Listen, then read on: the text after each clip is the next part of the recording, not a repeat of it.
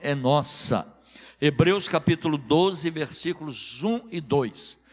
Portanto, nós também, pois que estamos rodeados de uma tão grande nuvem de testemunhas, deixemos todo o embaraço e o pecado que tão de perto nos rodeia e corramos com paciência a carreira que nos está proposta, olhando para Jesus, autor e consumador da fé. Amém. Até aí. Amém. Ó Deus, Pai Todo-Poderoso, nós estamos aqui, Senhor, para ouvir a Tua palavra e pedimos que o Teu Espírito Santo, Senhor, opere agora na nossa vida. Que o Senhor venha, Senhor, tocar os nossos ouvidos espirituais para que nós possamos compreender, Senhor, aquilo que o Senhor está falando conosco nesta noite. Nos abençoe, Senhor, através da Tua palavra. Que a Tua palavra, Senhor, nesta noite seja um despertar para a nossa vida. Que a Tua palavra nesta noite seja sustentação para a nossa vida. Que a Tua palavra, Senhor, venha nos dirigir. Nós oramos em o nome do Senhor Jesus e toda a igreja dê um glória a Deus bem forte aí, amém. Aleluia, glória a Deus. Irmãos, a vida da gente, só o fato da gente estar vivendo, a vida da gente vai tirando da gente, vai sugando as forças. Passado o tempo, os problemas, as dificuldades, nós vamos nos desgastando, né? A gente se desgasta dentro de casa e a gente se desgasta fora de casa. A gente se desgasta com família, a gente se desgasta com trabalho, a gente se desgasta no relacionamento humano, a gente vai se desgastando, né? A gente vai se consumindo. E Deus não quer escravizar ninguém debaixo de regras e que acabam sufocando e matando. Não, Deus não quer isso para a gente. O que Deus quer para a vida de cada um de nós é nos dar instruções para que nós possamos superar todos os desafios do nosso dia a dia. Deus quer nos dar a orientação de como lidar com o dia a dia. Muitas vezes eu falo isso aqui, que a palavra de Deus, ela revela quem é Deus, a palavra de Deus revela quem somos nós, a nossa identidade, mas a palavra de Deus também traz para todos nós a instrução de Deus para que nós possamos seguir o melhor caminho. Todo pai que ama o filho, toda mãe que ama o filho, ou seja, os pais que amam os filhos, eles traçam instruções, eles começam a dar instruções para os filhos. É assim. Nenhum pai, nenhuma mãe que amando os filhos deixa correr solto, não deixa. Não deixa. Porque quando uma pessoa deixa o outro correr solto, significa que não tem interesse pelo futuro do outro. Mas quando a gente tem interesse pelo futuro do outro, a gente não deixa correr solto, não. Por isso que eu penso que educação é a gente colocar cercas. Sabe, às vezes todo ano, né, muda um governo, muda um outro, e as pessoas vão questionar a filosofia. Entrou uma nova filosofia na educação agora. O que é educação? Eu passei a minha vida toda assim em escola. E aí toda vez que mudava um governo, mudava também lá o secretário, o ministro da educação, e aí mudava a filosofia. Não, a educação agora é esta educação. Mas eu sempre disse, e eu sempre me pautei por uma coisa: educar alguém é você colocar cercas. Porque quando você coloca cercas, você está valorizando a pessoa. Você ama uma pessoa. O colocar cercas não significa prender a pessoa ali dentro, mas proteger a pessoa ali dentro é diferente. Eu já contei isso aqui muitas vezes, mas cabe ainda aqui. Eu saindo há muitos anos atrás para visitar uma pessoa numa roça. Aí passamos de carro por uma determinada cerca e tinha um bezerrinho lá com um galinho de goiabeira no pescoço. Eu fiquei com muita pena daquele bezerrinho. Falei, meu Deus, quem foi o abençoado que colocou esse galinho e ainda amarrou o galinho de goiabeira ali no pescocinho do bezerrinho? E aí quando eu cheguei na casa da pessoa com quem eu iria conversar e orar, eu falei com a pessoa: aquele bezerrinho que está em tal lugar é seu? Ele falou: é meu, eu sou dono de lá. Eu falei: mas quem colocou aquele galinho lá no pescoço do bezerrinho? Ele falou: foi eu. Eu falei, por que você fez uma maldade dessa com o bezerrinho? Ele falou, não é maldade não, pastor, isso não é maldade não, aquele bezerrinho é meu, e eu quero que ele cresça. Aí eu falei, mas eu não estou entendendo. Ele falou, é simples, pastor, é porque se eu não colocar aquela canguinha nele, ele atravessa essa cerca e vai embora. Caminhão do leite pega ele aí, uma carroça pega ele aí, alguém leva ele para fazer churrasquinho de bezerrinho, alguém faz isso, e ele com essa canguinha não, ele enfia a cabeça na cerca, e ele olha para um lado na estrada, olha para o outro, mas ele está seguro pela cerca. A cerca protege. Você está entendendo o que eu estou falando? Diga amém. Deus não quer colocar fardos sobre o nosso coração, sobre os nossos ombros. Deus quer colocar sobre os nossos ombros umas canguinhas, exatamente para quê? Para que a gente possa ser protegido. A palavra de Deus nos protege, é a palavra de Deus, a Bíblia, ela nos exorta. Exortar significa animar, encorajar, aconselhar. Exortar não significa só brigar, não. E ele foi exortado. Não, quando alguém exorta alguém, não é que esteja brigando, não. Está encorajando alguém ali. Então a palavra de Deus, ela nos exorta, nos encoraja. A palavra de Deus é que vai impulsionar a gente. Pensa direitinho na tua vida, quantos problemas você vem vivenciando, quantos obstáculos na sua vida, quantas dificuldades. O texto que nós acabamos de ler aqui, esses dois versículos estão nos exortando aqui em relação às nossas batalhas, nos orientando em relação às nossas dificuldades, nos orientando em relação aos obstáculos que nós encontramos na vida, para que a gente possa entender que nenhum obstáculo na nossa vida é sinal de rua sem saída. Existe uma diferença entre obstáculo e rua sem saída. A rua sem saída você tem que voltar, o obstáculo não. Quando você tem um obstáculo, você tem que superar o obstáculo. Obstáculo é para você superar. Lembre na sua vida que atrás de um obstáculo sempre tem uma bênção, e quanto maior o obstáculo, maior é a bênção. Se você entende, diga amém. Se o obstáculo for pequenininho, a bênção está escondida ali atrás dele, é pequenininha a bênção.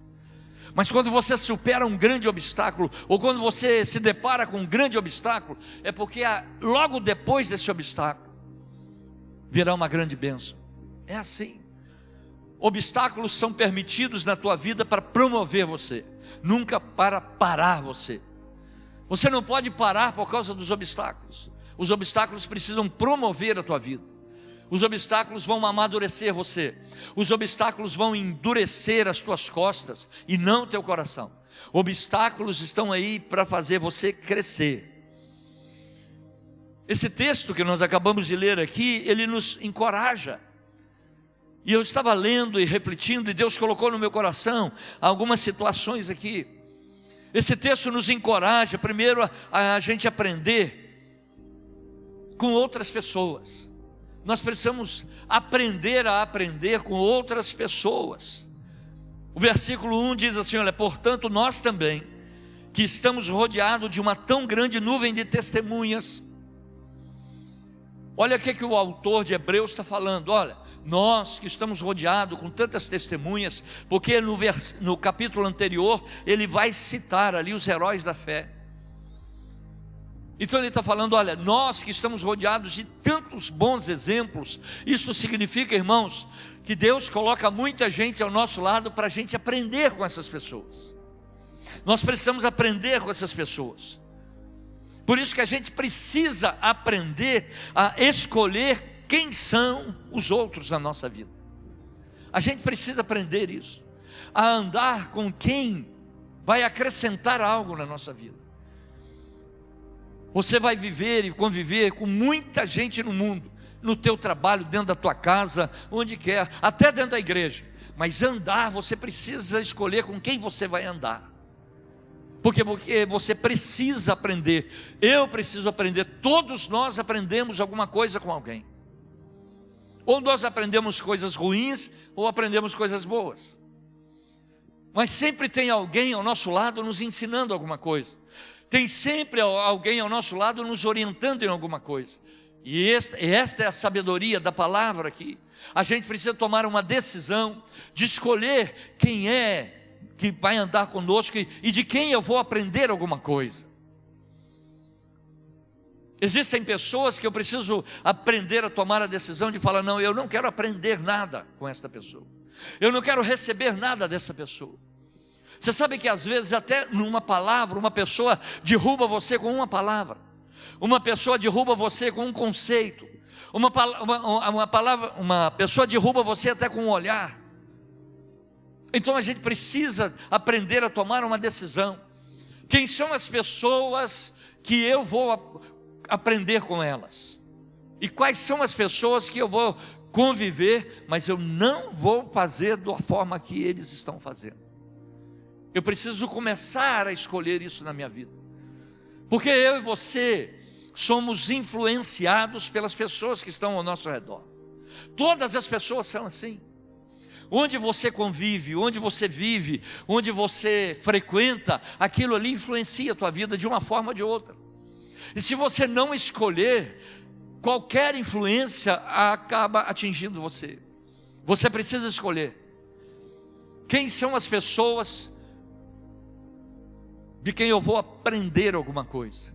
Quem são as pessoas que eu vou aprender a lidar e a caminhar com elas? Quem são as pessoas que eu vou aprender a perguntar alguma coisa? Quantas pessoas destroem uma família, quantas pessoas destroem um lar, porque perguntam para pessoas erradas um conselho para a família. Ah, como acontece isso? Como acontece isso? É lá na faculdade, é lá na escola, é lá no trabalho, e aí a pessoa pensa assim: não, mas a pessoa é tão amiga minha. Sim, a pessoa pode ser tua amiga, mas nem sempre um amigo vai te aconselhar da forma correta. É necessário que a gente tome decisões sobre isso. É necessário que a gente até defina amigos, colegas, as pessoas que orientam. A gente precisa fazer isso na nossa vida. De quem eu recebo influência? No mundo é assim. No mundo é assim. No mundo secular é assim. As pessoas são influenciadas por cantores, atores, atrizes, cantoras.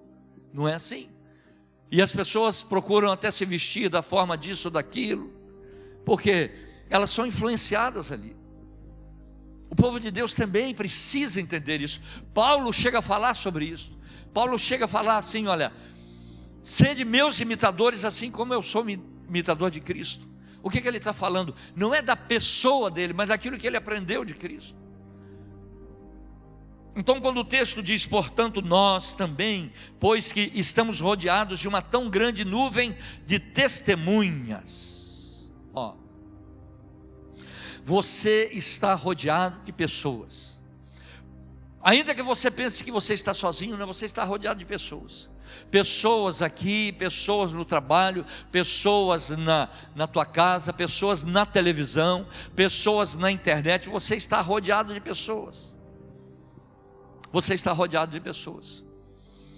E a gente precisa começar a selecionar aquilo que a gente vai aprender com quem, quais são as testemunhas de quem nós vamos aprender alguma coisa, de quem nós vamos acrescentar.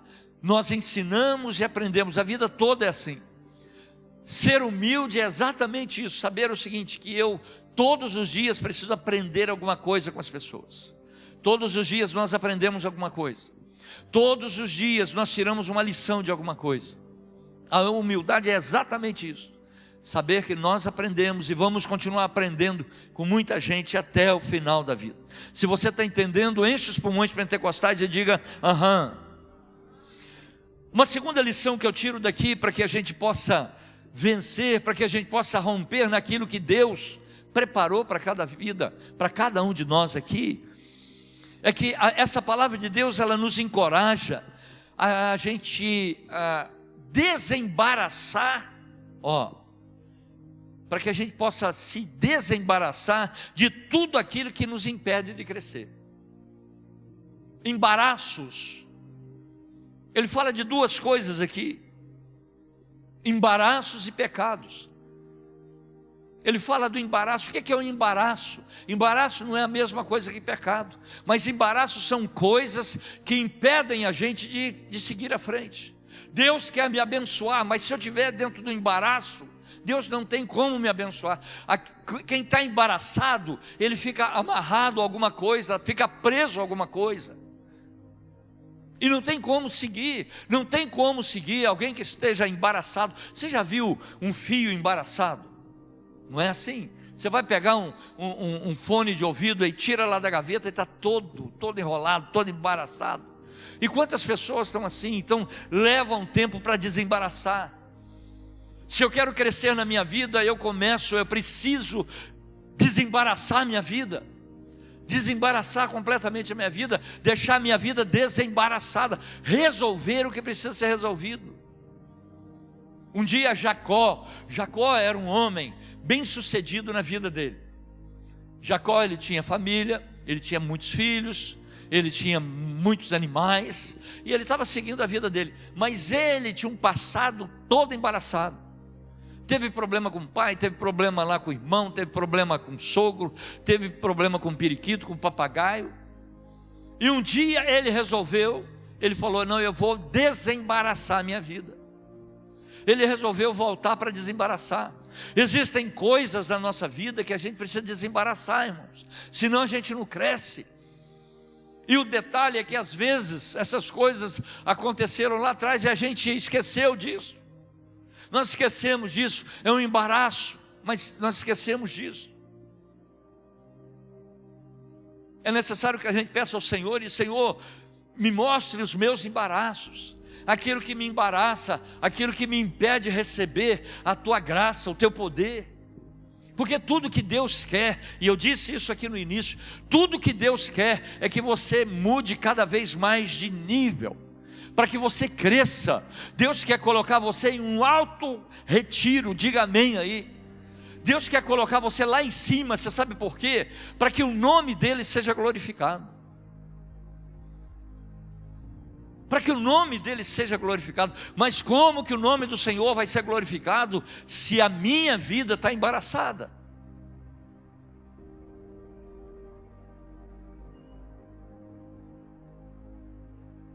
Esses dias, eu ouvi na internet um pastor muito conhecido, polêmico, mas muito conhecido, ele falando sobre bebida.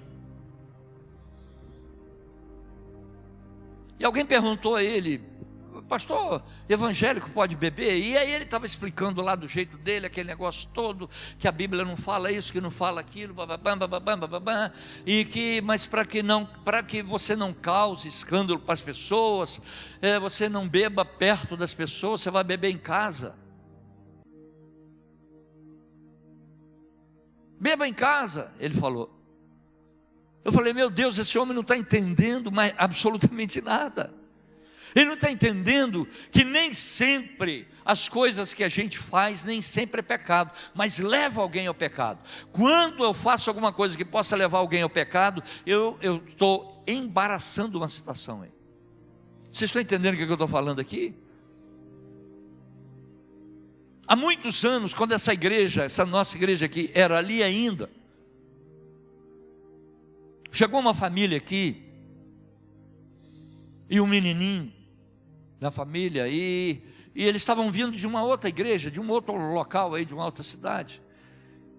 E aí o pai falou: olha, nós estamos vindo para cá, pastor, porque a igreja que a gente estava frequentando, o pastor da igreja, ele fazia a Santa Ceia com vinho, o vinho fermentado. E era uma igreja, ele falou, era uma igreja pequenininha. E essa igreja, pastor, e esse homem falando, né? Ele falando que ele já fora frequentador de botequim. Ele se converteu, a mulher dele orando muito, e ele se converteu, levou a família para a igreja, e ele contou que o pastor dessa igreja começou a fazer o culto lá, a Santa Ceia com o vinho fermentado. Só que o pastor também não tinha coragem de ir lá no mercado e comprar o vinho, e aí mandava ele comprar o vinho, esse obreiro. vai lá e compra o vinho. Ele comprava um garrafão de vinho, sei lá, de uns 5 litros, sei lá. E aí o pastor também não tinha coragem de levar aquele vinho para casa, pediu esse obreiro para deixar em casa o vinho. E aí toda Santa Ceia, todo domingo de Santa Ceia, o que o obreiro fazia? Pegava um pouquinho do garrafão, colocava numa garrafinha e levava para a igreja. Esse obreiro falou que a igreja, depois da Santa Ceia, ficava cheirando o botequim que ele frequentava antes. Ficava aquele cheiro de álcool dentro da igreja, uma igreja pequenininha. Mas ele percebia o seguinte, que todo domingo, o filho dele, antes do almoço, estava lá, todo alegrinho lá, 8 anos de idade, todo alegrinho, todo domingo esse menino. O pai chegava da escola bíblica, e o filhinho estava em casa lá, sapateando, dançando, rolando. Ele falou, meu Deus, esse menino dá uma crise dessa todo domingo. Aí chamou o filho, quando chamou, sentiu um bafinho.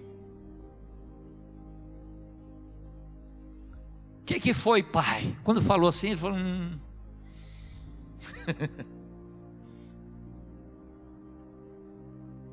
O pai falou, você está bebendo? Não, eu bebendo, papai, que isso? 8 anos. Ele falou, você está bebendo? Ele falou, não estou bebendo não. O que você bebeu? Ele falou, não, eu tô fazendo a Santa Ceia todo domingo aqui em casa. Como assim? Eu estou pegando lá na garrafa do pastor, que está na geladeira, e todo domingo eu estou bebendo isso aqui. Você está entendendo o que é embaraço, irmão? Você está entendendo o que é embaraço? E me surpreendeu esse pastor polêmico, mais conhecido aí, quando ele fala isso. Não, você faz isso em casa. Eu falei, meu Deus, esse homem não entende. Um pastor desse não entende. Um pastor desse nunca passou para visitar uma comunidade terapêutica para dependentes. Um pastor desse nunca entendeu uma família, a hora que entra o álcool dentro de uma família, alguma coisa vai ser destruída ali, porque o álcool não combina com edificação. Porque aquilo que parece para a gente que não tem problema nenhum é embaraço para o outro. É embaraço para o outro. Por isso que a palavra de Deus, se eu quero crescer, se eu quero a instrução de Deus, se eu quero a vitória de Deus para a minha vida, eu preciso me desembaraçar dessas coisas. Eu não tenho que ficar, mas onde está escrito que é proibido, que é isso? Não, isso é um embaraço, irmão. Isso é um embaraço.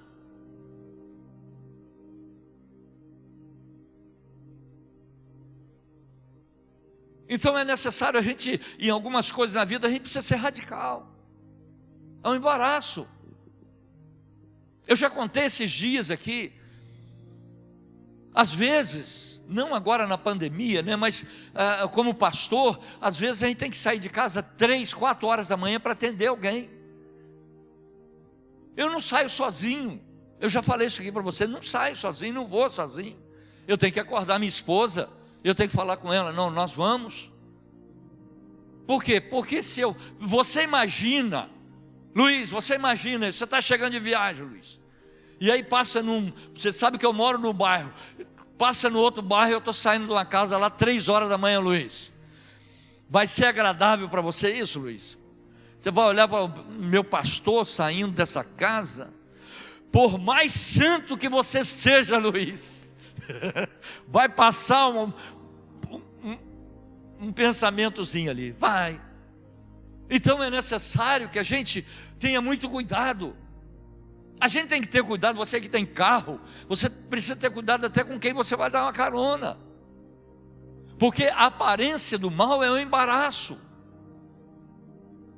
É um embaraço. Ah, pastor, mas eu estou indo lá na boate, mas eu estou tomando Guaraná. É embaraço. É embaraço. Nós precisamos tirar todo e qualquer embaraço da nossa vida. Ah, pastor, mas eu dei uma carona para a irmã porque estava chovendo, eu estava sozinho. Meu irmão, deixa a chuva cair,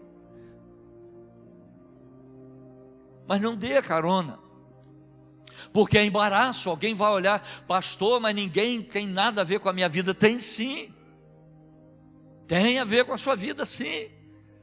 Depois que nós aceitamos a Jesus, todo mundo tem a ver com a nossa vida, irmãos. Todo mundo. Todo mundo tem a ver com a nossa vida. Por isso que a gente precisa cuidar do Facebook, das fotos do Facebook, daquilo que a gente fala no Facebook, das respostas que a gente dá no Facebook. Quantos crentes que dão a resposta que você fala: eu não acredito que eu estou ouvindo um negócio, lendo um negócio desse aqui. Agora, na época da política, então, é um negócio difícil. Mas ninguém tem a ver. Tem sim, irmão. Todo mundo tem, agora todo mundo tem a ver com a sua vida, sim. A sua vida tem tudo a ver com todo mundo, porque você é a luz do Senhor no mundo. A tua resposta no Facebook conta muito, a tua resposta no Instagram conta muito, no Twitter conta muito. Nós precisamos ter esse cuidado. São embaraços que a gente olha e fala: mas como que esse cidadão está respondendo dessa forma aqui? Porque nós somos conhecidos na nossa reação, a nossa forma de reagir. Não é a forma de agir, é a forma de reagir.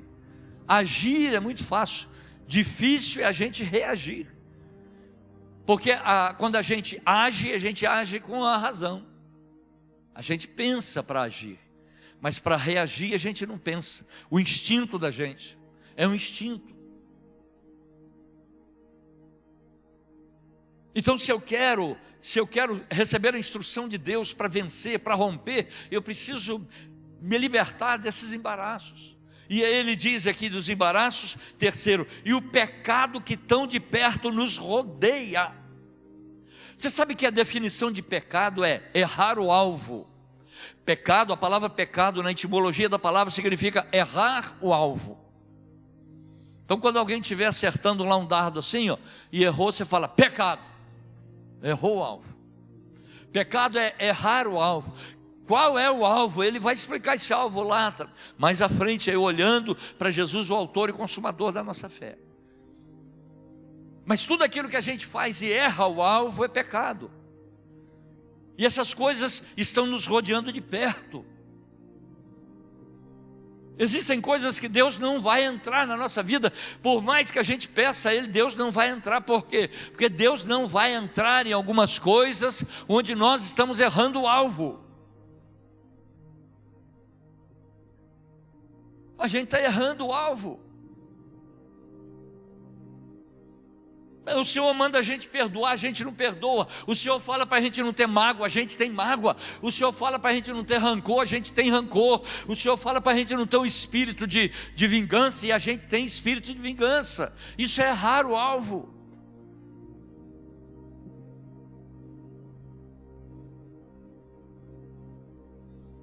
E a gente precisa todos os dias pedir: Senhor, que eu acerte o alvo hoje. Isso é todo dia. Todo dia a gente precisa fazer isso. Senhor, hoje eu acordei e eu quero acertar os alvos que eu tenho hoje. Todos os alvos. Porque toda hora tem um obstáculo para a gente, toda hora tem um obstáculo para você. E Deus permite isso porque Deus está nos treinando.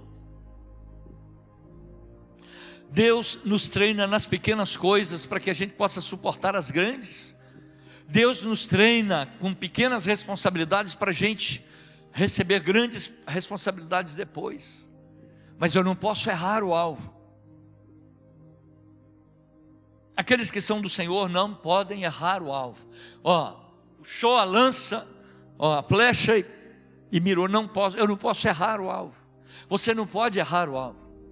Pastor, de vez em quando a gente erra o alvo. Sim, nós somos pecadores. Mas a mira tem que estar lá no alvo. Esse texto, como eu estou falando para você, são decisões que a gente precisa tomar para a gente vencer. Para que a gente possa estar, mudando de níveis. A gente precisa, há um tempo em que Deus vai mudando a gente de nível. Mas a gente precisa ter cuidado com isso. Deus não muda isso apenas porque a gente falou, glória a Deus, aleluia, vou mudar o nível. Não, não.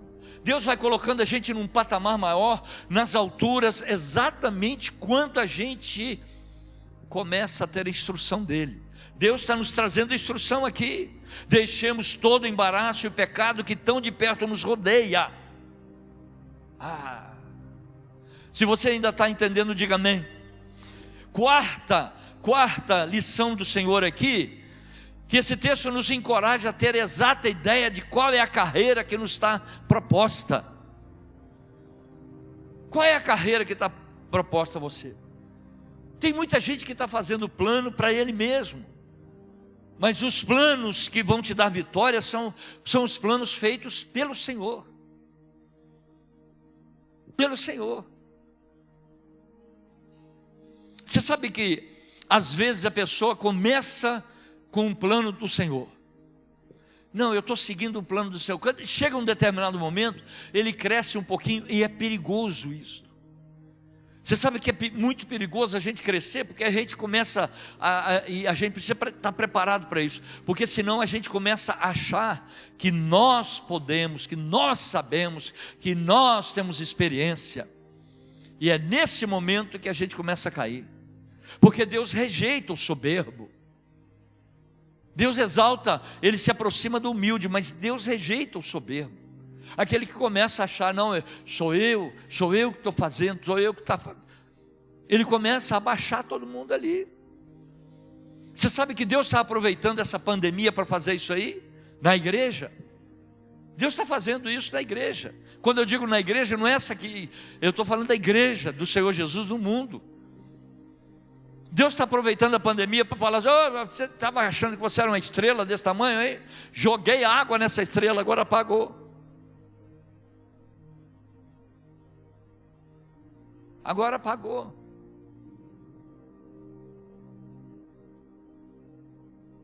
Por quê? Porque Deus está falando, olha, o único que é estrela é Ele. E Deus está, nivelando a turma, fica aí calma, abaixa aí. Abaixa aqui, calma aí. Não é isso tudo não. Você não é um artista, você é um instrumento. Vocês estão entendendo o que eu estou falando, irmãos? O perigo da gente é a gente achar que a gente é o artista. E a gente só é um instrumento. O artista é Deus. A gente só é o instrumento. Deus vai usar minha vida, a sua vida, a sua vida, a sua vida, a sua vida, a vida lá da Tânia, de todos nós aqui. Por quê? Porque nós falamos, Senhor, eu quero ser teu instrumento. Mas o problema é que quando Deus começa a usar o instrumento, aí o instrumento começa a achar assim, eu sou bom, hein? Eu sou bom demais, o pessoal está vindo.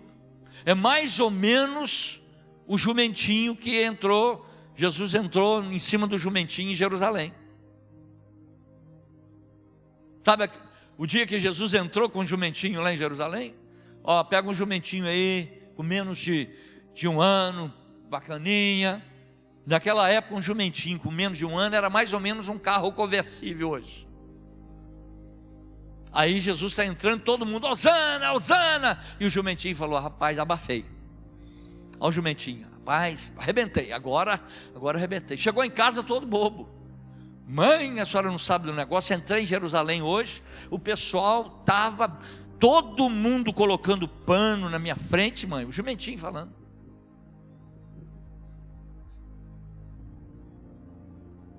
Às vezes a gente cai nessa do jumentinho. A gente pensa que é a gente. Foi difícil para a mãe do jumentinho explicar para ele que não era ele. Não, minha filha, olha, tudo bem, a sua boa vontade. Tudo bem que você viu num ângulo, mas você não olhou assim. O que eles estavam exaltando não era você não. Filho. Você estava carregando aquele que estava sendo exaltado.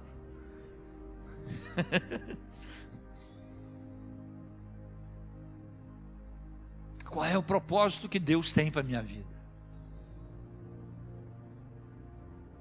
Sabe, o propósito que Deus tem para a minha vida, aí vai trazer paz de espírito, vai trazer alegria, seja qual for o propósito, mas a gente precisa Deus quer fazer você um vitorioso. Deus quer fazer isso. Não adianta alguém falar, não, pastor, que não sei o que. Esse é o culto da vitória de Deus na nossa vida. Alguém um dia questionou, eu estava lá em Belo Horizonte, numa igreja lá de um amigo, alguém questionou para esse amigo, falou, pastor, eu não sei por que é o culto da vitória. Ele falou, eu vou colocar um culto da derrota, você vem. Culto da derrota em sua vida. Quem é que... Deus não quer que você seja um derrotado. Deus não chamou você para ser um derrotado. Deus chamou você para você ser um valente, um vitorioso. Mas para ser vitorioso, você precisa romper com os obstáculos. Você precisa saber qual é o propósito que Deus tem para a sua vida. Deus te chamou para quê?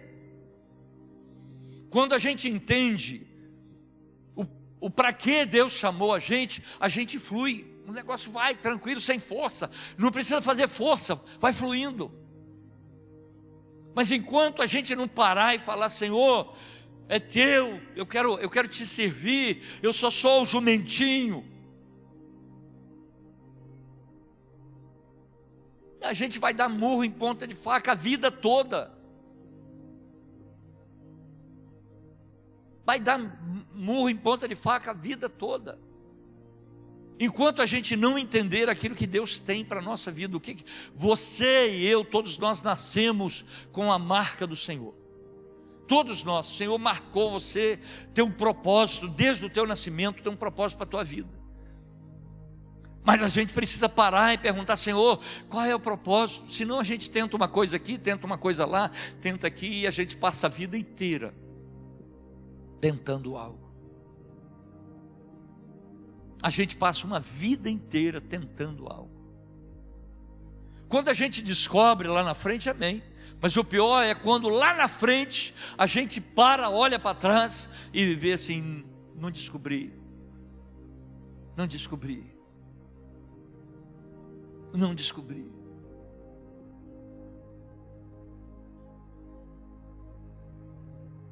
Os planos que vão dar vitória a você são os planos de Deus para a tua vida. Mas entenda isso, que Deus é quem precisa dirigir, Deus é quem precisa orientar, Deus é quem precisa falar conosco. A gente precisa ter calma todos os dias para buscar do Senhor isso. Porque senão a gente vai ficar dando murro em ponta de faca a vida inteira, irmãos.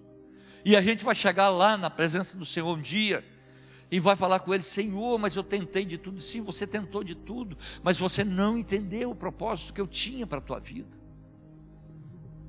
Você não entendeu qual era o propósito para a tua vida, qual era a direção. Mas a gente precisa pedir isso todos os dias.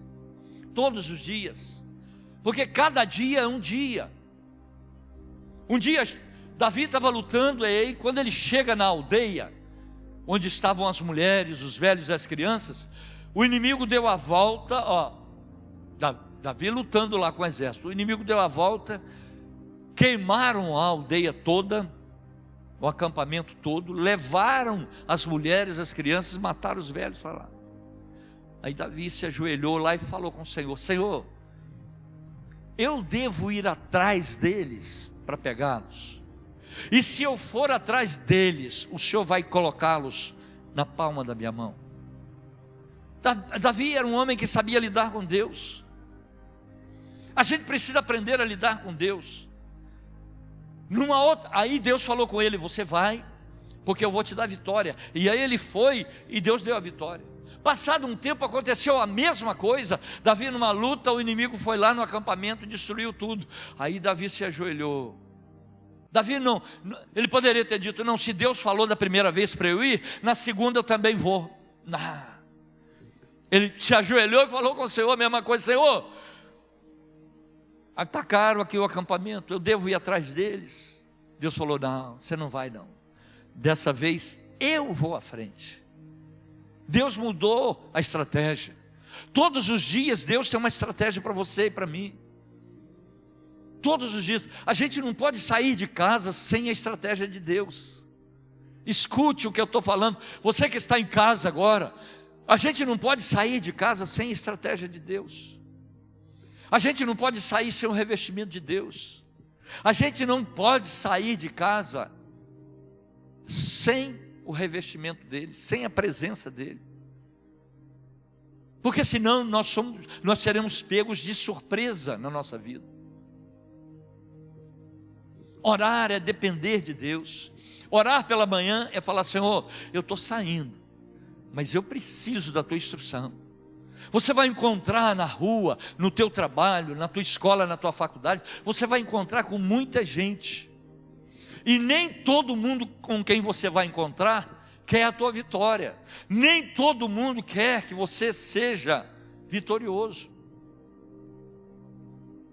Você vai encontrar com muita gente invejosa. Você vai encontrar com muita gente orgulhosa. Você vai encontrar com muita gente que não quer o seu bem, mas quer o seu mal. Você vai encontrar com gente que tem inveja de você, da sua família. Você vai encontrar gente assim. Então você não pode sair despreparado para isso. Senhor, eu preciso do teu revestimento. Eu preciso que o Senhor me guarde. Eu vou sair, mas o Senhor precisa me guardar. Nenhuma casa, escute o que eu vou falar para você, nenhuma casa de uma autoridade, de um presidente, fica sem ser guardada. Tem guardas ao redor, tem vigias ao redor. Não tem um presidente no mundo, um presidente da república, cuja casa não esteja guardada com seguranças. Agora, eu e você, que somos templos do Espírito Santo, que é o Senhor dos senhores, presidente dos presidentes, nós vamos querer sair sem guardar a casa dele? Você está entendendo o que eu estou falando aqui? O meu valor e o teu valor não é naquilo que nós somos, mas naquilo que nós temos. O presidente dos presidentes mora em nós. Fala assim: olha, o presidente dos presidentes mora em mim. Fala: eu sou a casa do presidente dos presidentes. Eu sou a casa do Deus Todo-Poderoso.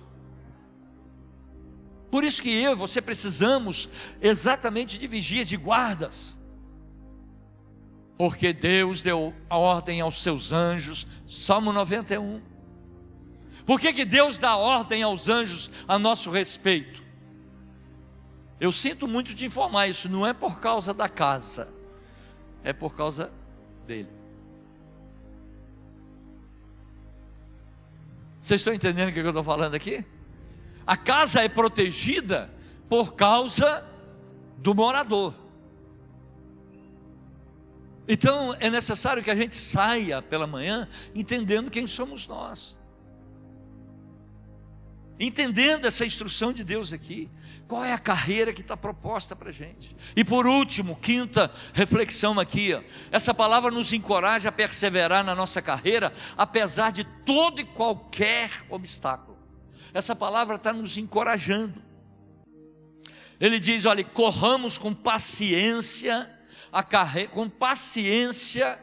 carreira que nos está proposta, olhando para o alvo. Qual é o alvo? Olhando para Jesus, autor e consumador da fé. Seja o que for, haja o que houver, os meus olhos têm que estar voltados para o Senhor. Os teus olhos têm que estar voltados para o Senhor todos os dias. Ele é quem manda. É Ele quem manda. Então, se você quer romper e receber tudo aquilo que Deus tem para a sua vida, você precisa deixar Deus dirigir. Você precisa deixar Deus dirigir. Eu quero fechar o assunto hoje lembrando de Simão Pedro. Simão Pedro pescou a noite, ou trabalhou a noite toda, não pescou absolutamente nada. Aí parou o barquinho, está ele lavando a rede, ele e um outro pescador com outro barco, estão lavando a rede. Escute, aquele barquinho era uma decepção, aquela noite foi uma decepção. Aquele barquinho não alcançou absolutamente nada. Ele está lá lavando a rede, de repente vem uma multidão lá, e à frente da multidão quem vinha? Jesus. Quando Jesus chega perto de Simão Pedro, Jesus fala com ele assim: olha, presta atenção, deixa eu entrar no teu barco aí. Aí Pedro, não, por favor. Quando Jesus entra no barco de Pedro, não é Pedro mais quem manda no barco, é Jesus quem começou a mandar. Olha só, até Jesus estar na praia, quem estava mandando no barco era Pedro, lavando a rede e tudo. Mas quando Jesus entra no barco, Jesus já começa a dar ordem. Jesus já fala com ele: escuta, puxa esse barco um pouquinho para cá, joga ele um pouquinho aqui, no raso ainda, segura isso que eu vou falar para você, no raso, porque eu quero falar com a multidão. Não tinha microfone na época, era a forma da voz de Jesus alcançar todos. Eu quero falar com todo mundo. Aí Pedro, já não mandava, estava sendo mandado, Olha o Pedrão lá mandando, que mandava no barco, agora está sendo mandado. Jesus falou: pode afastar o barco. Afastou. Aí ficou lá, aí Jesus pregou, palavra. Jesus pregou a palavra. Jesus pregou a palavra usando o barco de Pedro. Pedro, cedeu o barco. Jesus começou a mandar no barquinho de Pedro para ministrar a palavra. Porque é que, agora veja bem, porque Pedro obedeceu a Jesus no rasinho para ministrar a palavra, aí Jesus agora apertou mais: leva o barco lá para o fundo. Eu quero que você leve o barco lá para águas profundas. Jesus primeiro falou: traga o barquinho aqui para a água rasa, eu quero falar com a turma. Agora Jesus não queria falar com a turma. Quando é para falar com a turma, é na água rasa. Mas quando Jesus começa a mandar o teu barquinho para a água profunda, é o momento que ele vai operar algo mais, é o milagre. O milagre está na água profunda. Quando a gente obedece a Ele nas pequenas coisas, é isso que o texto, você começa a obedecer o Senhor nas pequenas coisas, depois Ele fala assim: agora leva o barquinho para águas profundas. Pedro, no primeiro momento, não entendeu bem isso. Falou: Senhor, eu trabalhei a noite toda, o Senhor não leva mal não, eu sou pescador, eu trabalhei a noite toda, não pesquei nada. Mas parou e falou: mas porque o Senhor está mandando, porque agora quem manda no barco é o Senhor, porque eu deixei o Senhor entrar no barco, eu chamei o Senhor para dentro do meu barco. Depois que o Senhor entrou dentro do meu barco, é o Senhor que começou a mandar no barco. Se o Senhor está mandando no barco, se o Senhor está mandando para ir para lá, eu vou para lá e vou jogar a rede lá. Aí veio o milagre. Você sabe que o teu milagre está na água profunda. Escuta o que eu estou falando para você. Jesus, ele começa a lidar com a gente na água rasa. Jesus começa a lidar com a gente na água rasa. O teu milagre não está na terra. Jesus ministrou para o pessoal que estava na terra. Jesus pregou para as pessoas que estavam em pé na terra. Mas o milagre aconteceu dentro d'água. O teu milagre vai acontecer dentro d'água. Onde que água é essa? Do Espírito Santo. Quanto mais profundo você for no Espírito, quanto mais você obedecer a Jesus, maior será o teu milagre. Você está entendendo o que eu estou falando aí para você? É assim que acontece, é nessa progressão. Enquanto a gente está lá na terra, com o barquinho parado, nada está acontecendo dentro do barquinho. Mas aí Jesus entra no barquinho. Aí Jesus fala: puxa o seu barquinho para cá, vai acontecer alguma coisa? Vai, ele vai pregar, ele vai pregar para uma multidão. Mas está acontecendo alguma coisa na vida de Pedro? Ainda não. Jesus está usando a vida de Pedro, o barquinho de Pedro, para pregar para outras pessoas. Jesus, escuta agora e receba o que eu vou falar para você. Receba esse mistério agora que o Senhor está revelando para você. Jesus primeiro vai usar e está usando a sua vida para que a tua vida pregue para outras pessoas, para que a tua vida seja luz para outras pessoas. Mas é só isso que Jesus tem para a tua vida? Não. Depois que a tua vida resplandecer para a vida de muita gente, Ele vai falar com você: agora leva o teu barco para a água profunda, porque eu tenho algo agora, é para você, e não para as outras pessoas que estão em terra. Eu acho que você pegou isso aí. É na água profunda. Mas para chegar ao milagre na água profunda, primeiro, Jesus tem que entrar no barquinho. Segundo, tem que obedecer nas coisas pequenas, porque aí vai ficar fácil obedecer nas coisas grandes. Pedro obedeceu nas coisas grandes, por quê? Porque ele já estava acostumou. Jesus entrou e mandou a primeira vez, aí ele falou: agora mandou, agora o barco é dele. E que coisa tremenda, eu quero terminar com isso. O barquinho de Pedro, junto a ele tinha um outro barquinho. Eu fico imaginando, quando Pedro jogou a rede lá, encheu de tal forma, e eu profetizo que a tua rede vai encher de tal forma. Quando Jesus mandar você para águas profundas, e lançar a tua rede em águas profundas, vai encher de tal forma, que as pessoas que estão em terra vão ficar assim: uau! Olha o barco dele. Diz a palavra que o barco estava quase que virando. Agora eu fiquei imaginando aquele que ficou com o barquinho em terra. Ele deve ter olhado para o barquinho de Pedro e falou: por que o barquinho dele, né? E por que não o meu? O barquinho de Pedro tinha tanta bênção, tanto peixe, que ele precisou chamar o outro barquinho. E o milagre que estava acontecendo no barco de Pedro começou a acontecer no outro barquinho. O milagre que Deus vai fazer na tua vida vai também alcançar os outros barquinhos. O milagre que Deus vai fazer na tua vida, aquilo que Deus vai fazer na tua vida, vai levantar também a vida de muita gente. O teu milagre vai encher o barquinho de muita gente também. Quando Pedro falou: vem cá, ele falou: você que está com esse barco aí parado, ó. Traga o barco aqui, porque enquanto tiver barco, haverá um milagre, irmão. Enquanto Jesus entrar no barco e começar a mandar no barco, haverá um milagre. Você está entendendo? Diga amém. Mas o que é necessário a gente fazer para que aconteça isso, está em Hebreus. Portanto, nós estamos rodeados de uma tão grande nuvem de testemunhas, nós vamos deixar todo embaraço e todo pecado que tão de perto nos rodeia, e a gente vai correr com paciência a carreira que o Senhor marcou no nosso coração, olhando para o alvo, olhando para Jesus, autor e consumador da nossa fé. Vamos ficar de pé e eu quero profetizar sobre a tua vida, que essas duas instruções, ou melhor, esses dois versículos com instruções, que se a gente começar a tomar a decisão de falar: Senhor, vai ser assim em diante, eu quero profetizar que Deus vai encher o teu barco de peixe, Deus vai encher o teu barco de bênção, Deus vai encher a tua vida de bênção. Eu profetizo em nome do Senhor Jesus isso, que aquilo que você estava fazendo um esforço tremendo, talvez trabalhar a vida toda, a noite toda para alcançar algo que você não alcançou ainda, quando Ele entrar e começar a mandar, e quando Ele falar com você: agora pode ir para as águas profundas, aí você se prepara, porque o milagre vai chegar. Você não vai fazer força, você só vai obedecer. Com Deus a gente não faz força, a gente obedece. Você não precisa fazer força, você precisa só obedecer.